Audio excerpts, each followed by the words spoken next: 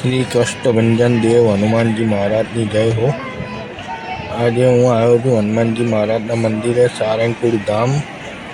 ये आवेलो है गुजरात बरवाड़ा डिस्ट्रिक्ट में बोटाद पास। अहींया तमे આવી શકો છો। बहुत सरस जगह है, જોઈ શકો છો તમે।